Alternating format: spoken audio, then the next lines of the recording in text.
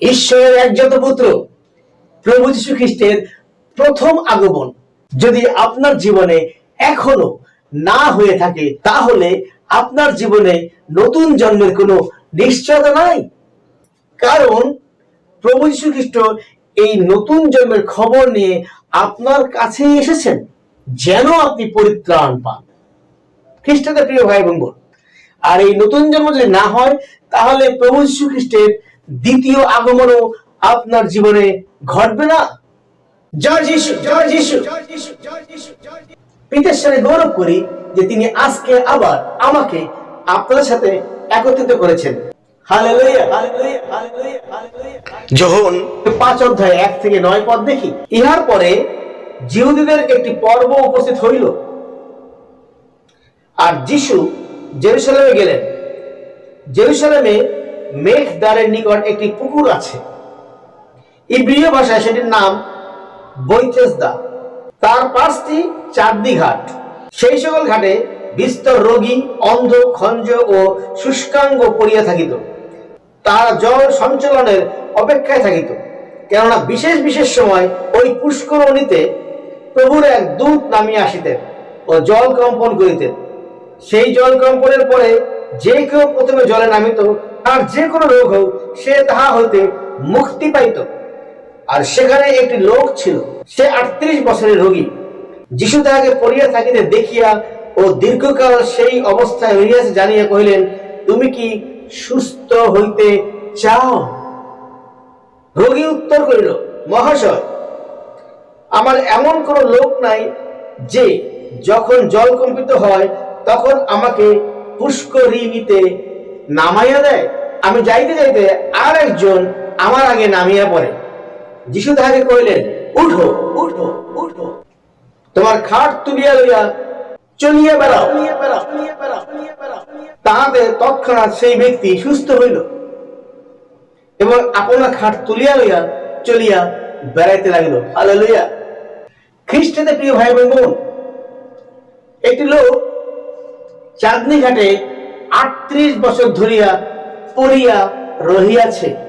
38 বছর ধরিয়া পড়িয়া রহিয়াছে এবং যীশু তাহাকে দেখিতে পাইলেন, জানিতে পারিলেন যে সেই লোকটি সেইখানে 38 বছর ধরিয়া পড়িয়া রহিয়াছে।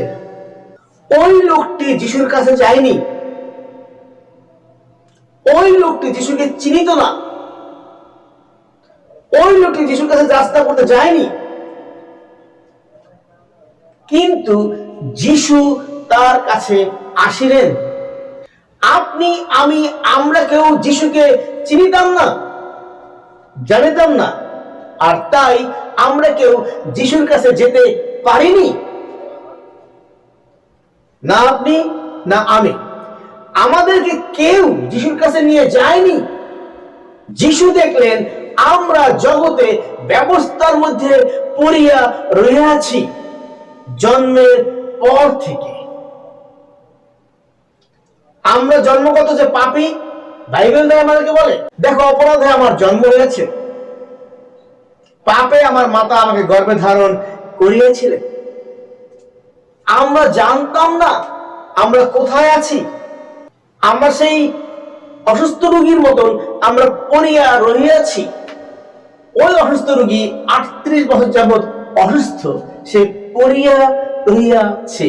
সে চলতে পারে না, বলতে পারে না কারো কাছে, আমাকে একটু নামাইয়া দাও। কেউ তাকে সাহায্যও করে না, সে বলেছে নিজ মুখে। প্রিয় ভাই এবং বোন, আমাদেরকে কেউ সাহায্য করে না সুস্থ হবার জন্য। আমরা পড়িয়া রহিয়াছি বছরের পর বছর, বছর পর বছর। কোথায়? পাপের মধ্যে, সেই ব্যবস্থার পারে, যেখানে আমাকে ব্যবস্থার থেকে উদ্ধার করবার জন্য কেউ সাহায্য করে না। আমাদেরই স্বীকারোক্তি। এবং দেখবেন ওই লোকটি বলছে, আমাকে কেউ ওই জলে নামতে সাহায্য করে না। আর সেই জলে বছরে একবার সঞ্চালন হতো, একজন স্বর্গদূত আসতেন এবং সেখানে তিনি সেই জল নাড়াতেন বা সঞ্চালিত করতেন। আর যে কোনো রোগের রোগী সেখানে যে আগে নামতো সে সুস্থ হতো, যে আগে নামতো। নিয়ম ছিল সেখানে একটা, ব্যবস্থার মধ্যে সবসময় নিয়ম থাকে, আর সেই নিয়মের মধ্যে না গেলে পরে সে সেখান থেকে বেরিয়ে আসতে পারে না। ব্যবস্থার এমনই অবস্থা, তার নিজস্ব কোনো শক্তি নাই, সে আপনার শক্তিতে শক্তিমান হয়। প্রিয় ভাই এবং বোন, প্রভু যীশু খ্রিস্ট তার কাছে গেলেন, কারণ প্রভু যীশু খ্রিস্ট দেখছেন যে ওই জল সঞ্চালনের জন্য অপেক্ষায় থাকলে ওই লোকটি কখনোই সুস্থ হবে না, কারণ সে অসুস্থ হয়ে পড়িয়া ছিল 38 বছর যাবৎ। অথর্ব শেষ, তার কিছুই করার নাই। যিশু সেখানে গেলেন এবং দেখেন যিশুই প্রথমে বললেন, তুমি কি সুস্থ হতে চাও? প্রিয় ভাই এবং বোন, যিশু আপনাকে বলছেন, দেখো আমি দাঁড়ায় আছি এবং আঘাত করিতেছি, দেখো আমার রব শুনে এবং সে দ্বার খুলিয়ে দেয়, আমি তার ভিতরে প্রবেশ করি এবং তার সঙ্গে আহার করি এবং সেও আমার সঙ্গে আহার করে। প্রভু যীশু আপনাকে প্রথমে এই কথা বলছেন, আপনি নয়, আমি নই, আমরা নই, বা আমাদেরকে কেউ এই ব্যাপার শিখিয়েও দিচ্ছে না, সাহায্য করছে না। প্রভু যীশু খ্রিস্ট জানেন আপনার কি প্রয়োজন, কিন্তু আপনি জানেন না। আপনি কি জানেন? আমাকে সুস্থ হতে হবে, আমাকে জলে নামতে হবে, জল কাঁপছে, আমাকে একটু সাহায্য করে দেন, আমি আগে নামতে পারি, আর আমি নামতে পারে সুস্থ হয়ে যাব। আপনি এটুকুই জানছেন, কিন্তু আপনি জানছেন না কে আপনাকে বলছে, তুমি কি পরিত্রাণ করিতে চাও? তুমি কি সুস্থ হতে চাও? আপনি জানেন না কে আপনার পাশে দাঁড়িয়ে আপনাকে বলছে। ওই রোগীটি জানে না, সে জল সঞ্চালনের অপেক্ষা করছে, কিন্তু সে জানে না কে তাকে বলছে তুমি কি সুস্থ হতে চাও। প্রিয় ভাই এবং বোন, আর যিশু বলছিলেন সে সমরীয় নারীকে, তুমি যদি জানিতে আমি কে, তবে আমার নিকটে তুমি জল চাইতে।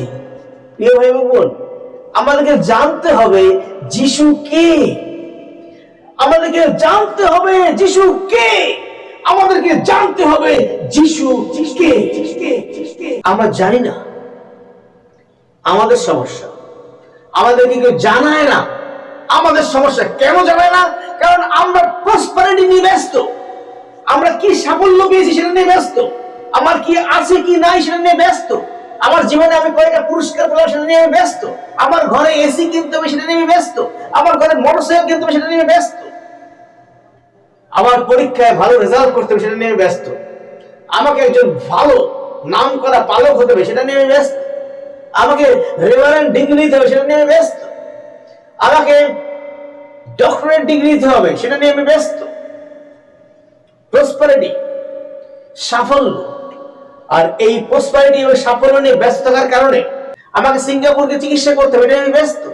আমি প্রতিদিন 3 বেলা ওষুধ খেতে হবে, এইটার উপরে আমি আস্থা রাখতেছি, বিশ্বাস করতেছি। আমাকে একটা ভালো চাকরি করতে হবে, এটা নিয়ে আমি ব্যস্ত। আমার ছেলে মেয়ের সুন্দর জীবন দিতে হবে, এটা নিয়ে ব্যস্ত। যেন আমার 14 পুরুষ আর চিন্তা না করে যে কি খাবো কি পরবো, আমি সেই জন্য আয় করতে ব্যস্ত। কিন্তু আমার জীবন কি হবে আমি এটা নিয়ে ব্যস্ত নই, আমি জানিও না কি হবে। প্রসপারিটি, সাফল্য, এই সাফল্যের গসপেল, এই সাফল্যের সুসমাচার প্রচার করতে আমরা ব্যস্ত। আজকে বিভিন্ন শহরে, বিভিন্ন গ্রামের চার্চগুলির পুলপিটে প্রচার হচ্ছে, আমি এই করেছি বলে আজকে ঈশ্বর আমাকে এই দান করেছেন। কি দান করেছেন? আমার একটা ভালো চাকরি আছে, আমার একটা প্রমোশন হয়েছে, আমি এই সম্পদ কিনেছি, এবং আমার জীবনে সুন্দর স্ত্রী, সুন্দর ছেলে মেয়ে এসেছে, আমি সুখে আছি, আমার চিন্তা নাই গো। প্রসপার, সাফল্যের গসপেল, সাফল্যের সুসমাচার নিয়ে ব্যস্ত, কিন্তু কেউ পরিত্রাণের সুসমাচার প্রচার করছে না। কিভাবে বুঝলাম? কারণ ওই লোকটি বলছে কেউ আমাকে সাহায্য করতে আসে না, কেউ আমাকে সাহায্য করতে আসে না যেন আমি সুস্থ হই। প্রিয় ভাই এবং বোন, তাহলে আমরা আজকে কি প্রচার করছি? যে প্রচারের ভিতরে পরিত্রাণ পাওয়া যায় না, যে প্রচারের ভিতরে প্রভু শ্রীকৃষ্ণের উপস্থিতি পাওয়া যায় না, যে প্রচারের মধ্যে দিয়ে আমার জীবনের পরিবর্তন হয় না, যে প্রচারের মধ্যে দিয়ে আমি নতুন জীবনের সংবাদ পাই না, তাহলে ওই সমস্ত প্রচারককে ধিক তাদেরকে, যে তারা প্রভু যিশুকে প্রচার করছে না, তারা সুসমাচার প্রচার করছে না, তারা পরিত্রাণ প্রচার করছে না, তারা প্রচার করছে সাফল্যের, জগতের। কিভাবে আমি এটা পেয়েছি, কিভাবে আমি এই ডিগ্রি পেয়েছি, কিভাবে আমি আজকে 3 বেলা খাবার পাচ্ছি, কিভাবে আমার আর কোনো অভাব নাই, কিভাবে আমি ভালো চাকরি পেয়েছি। যিশু তাকে বলছে তুমি কি সুস্থ হতে চাও? আর আমরা বলছি আপনি কি চাকরি পেতে চান? আপনি কি ঘরের মালিক হতে চান? আপনি কি একটি ভালো বিবাহ করতে চান? প্রিয় ভাই বোন, সুসমাচার নাই, হারিয়ে গেছে। আর সেই জন্য এখন আর নতুন জন্মের খবর পাওয়া যায়। আর সেই জন্য এখন আর বড়দিন বড়দিন বড়দিন নামের উৎসব হয়, কিন্তু সেখানে প্রভু যীশু খ্রিস্টের উপস্থিতি পাওয়া যায় না। আর যিশু বলছে শৃগালের গর্ত আছে, কিন্তু আমার মাথা রাখবার জায়গা নাই। আর এই জন্য দায়ী সে যে সাহায্য করছে না। আর সেই লোকটি বলছে আমাকে এমন কেউ নাই যে সাহায্য করে, যে আমাকে নিয়ে যায় জলে নামতে। আর আজকে আমরা বলছি এমন কেউ নাই যে পরিত্রাণের প্রচার করে, যা শুনে আমি প্রভু যীশু খ্রিস্টের কাছে আসতে পারি। কি করে নতুন জন্মের আবির্ভাব হবে? কি করে প্রভু যীশু খ্রিস্টের জন্ম আমার ভিতরে হবে? কারণ এমন কেউ নাই যে সাহায্য করে যেন আমি পরিত্রাণের খবর পাই। আমাদের অভিযোগ এটা প্রভু যীশুর কাছে। আর এই অভিযোগ তাদের প্রতি যারা পুলপিটে দাঁড়িয়ে শুধুমাত্র জগতের সাফল্যের প্রচার করে, কিন্তু পরিত্রাণের প্রচার করে না। দিক তাদেরকে, তাদের জীবনে শুধু সাফল্যই থাকবে, পরিত্রাণ থাকবে না। যিশু তাকে বলছেন তুমি কি সুস্থ হতে চাও? সেই লোক যিশুকে চিনতে পারে না, জানতে পারে না, বুঝতে পারে না, কারণ সে কখনো যিশুর সংবাদ কারো কাছ থেকে পায়নি। তাই সে যিশুর রব বুঝতে পারেনি, তাকে কেউ বুঝিয়ে দেয়নি। আজকে আমাদের কেউ বুঝিয়ে দিচ্ছে না, জানতে দিচ্ছে না। আমাদের কথা আটকে রেখেছে বিভিন্ন ভাবে, চারিদিক থেকে জগতের বিভিন্ন সাফল্যের মালা দিয়ে আমাদেরকে বেষ্টিত রেখেছে। জীবন দিচ্ছে না, নতুন জন্মের সংবাদ দিচ্ছে না, কেউ আমাদেরকে পুকুরে নামতে নিয়ে যাচ্ছে না। ঠিক তাদেরকে, যে তারা আমাদের জীবন থেকে প্রভু যীশু খ্রিস্টের জন্মের আনন্দকে কেড়ে নিয়েছে, আমাদের জীবনে প্রভু যীশু খ্রিস্টের প্রথম আগমনকে কেড়ে নিয়েছে। ঠিক তাদেরকে, যারা সেই ইট বেষ্টিত রুমের ভিতরে দাঁড়িয়ে কোট প্যান্ট টাই পরে বড় বড় ডিগ্রি নিয়ে প্রসপারিটি গসপেল প্রচার করছে, সাফল্যের সুসমাচার প্রচার করছে, কিন্তু জীবনের সুসমাচার আমাদের কাছে দিচ্ছে না। আমাদেরকে পুকুরে নামতে নিয়ে যাচ্ছে না, আমাদেরকে যিশুর কাছে নিয়ে যাচ্ছে না। ঠিক তাদেরকে, সেই লোকটা এই জন্য যিশুকে চিনতে পারছে না। আর এই জন্য আমরাও যিশুর রব চিনতে পারছি না, আমরা যিশুর বাক্য চিনতে পারছি না, কারণ ওই লোকেরা আমাদেরকে চিনতে দিচ্ছে না। ঠিক তাদেরকে। আর এই জন্য আমাদের জীবনে বড়দিনের আনন্দ আসছে না। আমরা নতুন কাপড় চোপড়ের দিকে দেখাচ্ছি, আমরা নতুন ঘর বাড়ির দিকে তাকাচ্ছি, আমরা সাজগোজের দিকে তাকাচ্ছি, আমরা অর্থের দিকে তাকাচ্ছি, আমরা গাড়ি বাড়ির দিকে তাকাচ্ছি, কিন্তু প্রভু যীশু খ্রিস্ট পাশে দাঁড়িয়ে বলছেন, তুমি কি সুস্থ হতে চাও? কারণ তিনি জানেন ওইগুলো আমাদের অসুস্থতা, সেগুলো থেকে আমাদের বেরিয়ে আসতে হবে, সুস্থ হতে হবে। কিন্তু আমি প্রভু যীশুকে চিনছি না, কারণ তোমরা যারা ফেক, সেই লোকেরা যারা বিলাসিতায় আবৃত, তারা আমাদেরকে চিনতে দিচ্ছ না। প্রিয় ভাই বোন, এই লোকটি সে অভিযোগ করলো, আর যিশু বুঝলেন যে ওই লোকটি যিশুকে চিনতে পারেনি। The Prince of God, যিনি পরিত্রাণের একমাত্র মালিক, যিনি ত্রাণকর্তা, যিনি সন অফ গড, ওই লোকটি চিনতে পারেনি। যিশু এটা মাইন্ড করলেন না, কিছু মনে করলেন না, তিনি এটা দোষ ধরলেন না। এটাকে বলা হয় ঈশ্বরের প্রেম, এটাকে বলা হয় প্রভু যীশু খ্রিস্টের অনুগ্রহ। তিনি তাকে বললেন, তোমার খাটিয়া নিয়ে হাঁটিয়ে বেড়াও। হালেলুয়া। আসলে আমরা দেখি বাক্য সেখানে কি বলে। যিশু তাকে কইলেন, উঠো, তোমার খাট তুলিয়ে লইয়া চলিয়ে বেড়াও। হালেলুয়া। প্রভু যীশু খ্রিস্ট জানেন যে এই লোকটি দীর্ঘকাল এই অসুস্থতার মধ্যে জীবন কাটাচ্ছে, দিন পার করছে, কষ্টে, দুঃখে, যন্ত্রণায়, ক্ষোভে, অপারগতার মধ্যে। তার এককভাবে কোনো শক্তি নাই, বল নাই, যোগ্যতা নাই, দক্ষতা নাই যে সে পুকুরে নামে। কিন্তু প্রভু যীশু খ্রিস্ট তিনি তার সমস্ত কিছুকে নিজের কাছে তুলে নিলেন। তিনি তার দুর্বলতাকে তার কাছে তুলে নিলেন, তার অপারগতা তার কাছে তুলে নিলেন, তার অসুস্থতাকে তিনি তার কাছে তুলে নিলেন। তিনি দোষ ধরলেন না এবং তিনি তার স্থানে দাঁড়িয়ে তাকে শক্তিশালী করলেন, কারণ তিনি জানেন সে মানে আমি, সেই আমি। কারণ বাইবেল বলে আমরা প্রত্যেকে তার কি অঙ্গ প্রত্যঙ্গ। বাইবেল কি বলে? তার আত্মা হইতে আমাদেরকে নির্মাণ করা হয়েছে। তার মানে ওই লোকটিকে না হলে প্রভু যীশু খ্রিস্টের দেহের পূর্ণতা হবে না, ওই লোকটিকে না হলে প্রভু যীশু খ্রিস্টের আত্মার পূর্ণতা হবে না। তাই তো প্রভু যীশু খ্রিস্ট তার সেই অনুগ্রহে, পিতা ঈশ্বরের ভালোবাসায়, প্রেমে তার জায়গায় নিজেকে নিয়ে গেলেন এবং সেই আমি সেইভাবে গিয়ে তাকে ট্রিট করলেন যেন সে সুস্থ হয়। প্রিয় ভাই এবং বোন, আপনি ভুল করতে পারেন, আপনি আমাদের কাছ থেকে যিশুকে সরিয়ে রাখতে পারেন, কিন্তু প্রভু যীশু খ্রিস্ট তিনি আমাদের কাছে নিজে চলে আসে। এটাই হয়েছে খ্রিস্টের মধ্যে দিয়ে স্বর্গীয় পিতার প্রেম।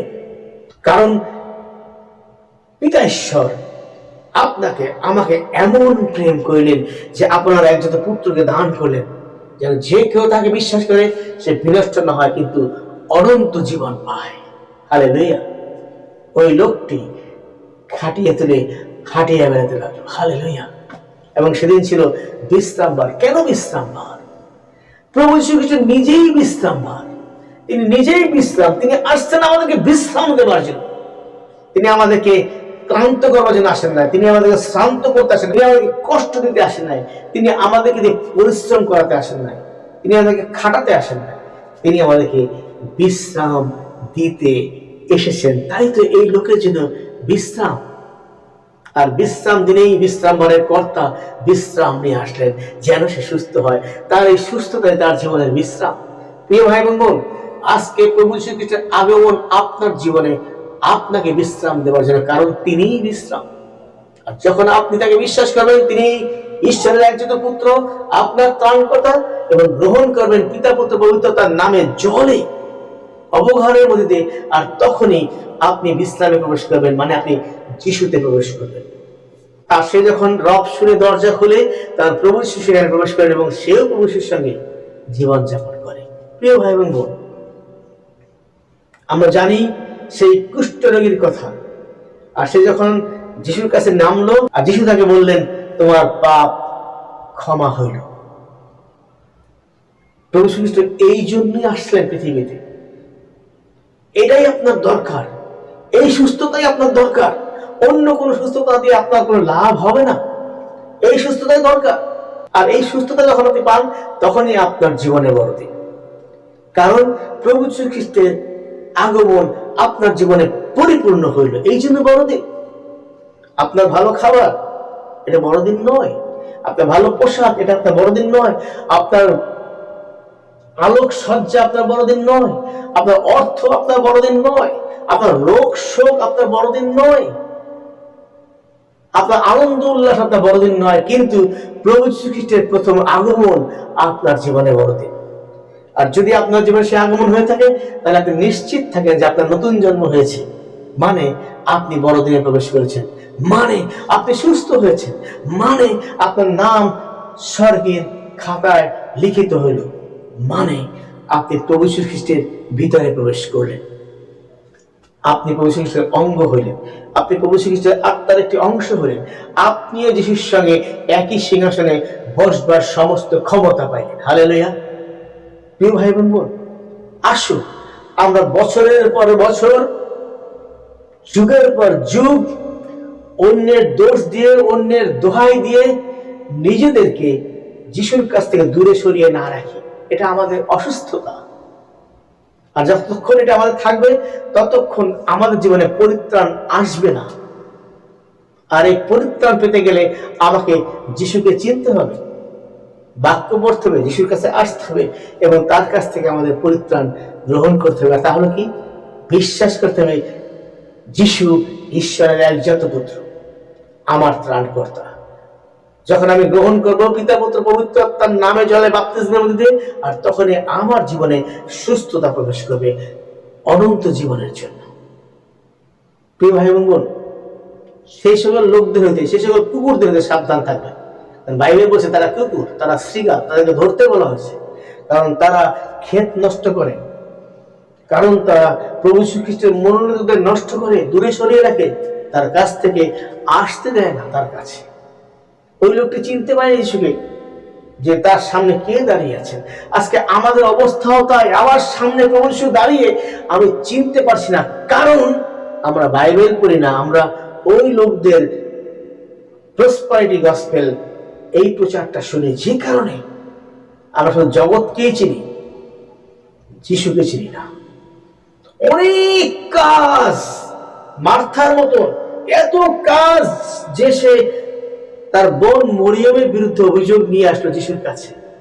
আপনি কি দেখিতে পাইতেছেন না আমি কষ্ট করতে করতে ক্লান্ত, আর আমার বোন আপনার কাছে বসে আছে?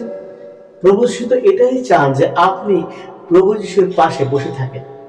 এটাই আপনার কাজ এবং এটাই সৎ কাজ। আর এটাই যখন হবে, তখনই আপনার জীবনে নতুন জন্ম প্রবেশ করবে, বড় দিন প্রবেশ করবে। হালেলুয়া। আর আপনি প্রভুতে আনন্দ করবেন। আপনার জীবনে ঈশ্বরের বিশ্রাম প্রবেশ করবে। খ্রিস্টাতে প্রিয় ভাই বোন, আসুন আমরা পুকুর পাড়ে বসে না থাকি, অর্থাৎ ব্যবস্থার পারে বসে না থাকি, কারণ ব্যবস্থা আমাদেরকে যিশুর কাছ থেকে দূরে সরিয়ে রাখে। আর এই জন্য আমরা যিশুর কাছে আসতে পারি। আসলে আমরা সুসমাচার প্রচারের কাছে আসি, যেন যিশুকে চিনতে পারি এবং যিশুকে গ্রহণ করি। আমেন। আপনার সকলের প্রতি আমার আহ্বান, এবারের বড়দিনে আপনার জীবনে যিশুর প্রথম আগমন হোক, যেন আপনি নতুন জন্ম লাভ করেন। আর ইহাই বড়দিন। আর যখন আপনার জীবনে যিশুর প্রথম আগমন ঘটবে, তখন নিশ্চিত থাকেন আপনার জীবনে যিশুর দ্বিতীয় আগমনও হবে, যেন আপনি যিশুর সঙ্গে শাশ্বত জীবন স্বর্গে বসবাস করতে পারেন। হালেলুয়া। ধন্যবাদ সকলকে। ভালো থাকবেন।